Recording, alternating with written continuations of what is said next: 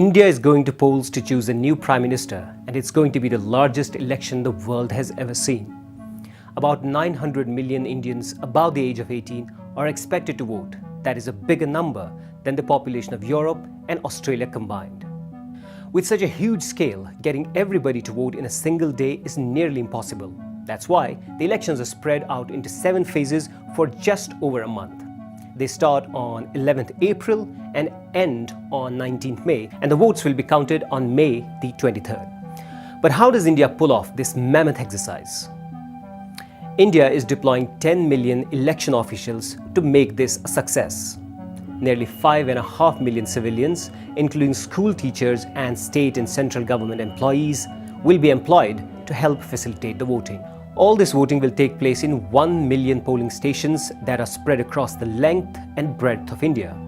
And every vote will be cast electronically through 1.72 million electronic voting machines.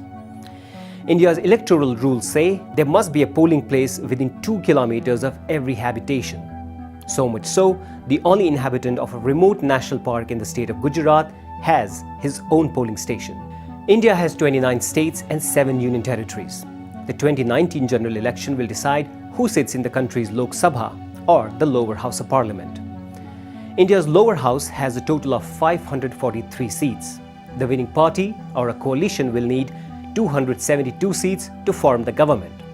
The winning party or a coalition then nominates one of its members to be the Prime Minister, and the Prime Minister then selects his ministers to serve the cabinet. Indians are enthusiastic voters, and the logistics of ensuring free and fair elections for about 900 million voters comes with a price tag. The 2019 elections are likely going to be the world's costliest, with an estimated cost of $7 billion. Now compare this with about $6.5 billion that was spent during the US presidential election in 2016. So who are the key players in this election? Prime Minister Narendra Modi and his Bharatiya Janata Party, BJP, are seeking another 5 years in power. They will be battling the main opposition, Congress, and a host of regional parties. In 2014, the BJP alone won 282 of the 428 seats it contested. It was the first time since 1984 a party had won an absolute majority in a general election. Congress is seeking to recover from its worst election performance in 2014, when it won just 44 seats. Congress is led by Rahul Gandhi, a scion of India's most influential political dynasty and the grandson of Jawaharlal Nehru, the country's founding Prime Minister. And in a move that is seen as a game changer, the Congress unveiled Rahul's sister, Priyanka Gandhi, as its newest senior leader to fight the election. But it's not just Rahul versus Modi. India has hundreds of regional parties who will play a crucial role in deciding who becomes the next Prime Minister.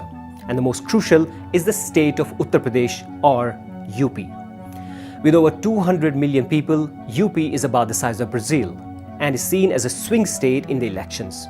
It sends 80 MPs to the parliament. In UP, 2 rival regional parties, the Bahujan Samaj Party (BSP) and Samajwadi Party (SP), have formed a coalition to challenge the BJP. Congress and the regional parties it is stitching alliances with will be seeking to attract voters who are disappointed over lack of jobs and depressed farm incomes. Nearly 800 million Indians are dependent on farming, and they form India's biggest voting bloc. Modi promised to double agrarian incomes by 2022, but farm incomes have stagnated, leaving many farmers loaded with debt. Well, many have criticized Modi for overlooking these issues and accuse him and the BJP of benefiting from the nationalist fervor that has spilled out in the aftermath of the tit-for-tat airstrikes between India and Pakistan. Analysts say tensions with Pakistan have, at least temporarily, eclipsed Modi's economic concerns. Another major voting bloc in India is its Muslims. Will Modi get enough votes from India's 192 million Muslims to become the next Prime Minister? It seems unlikely. Hindu nationalism has flourished under Modi, and attacks against Muslims and so-called lower caste Hindus have increased. Some 36 Muslims were killed over the last 3 years by Hindu cow vigilante for allegedly eating or smuggling beef. So, with both farmers and Muslims in the country angry, many say the 2019 elections will be a referendum on Modi.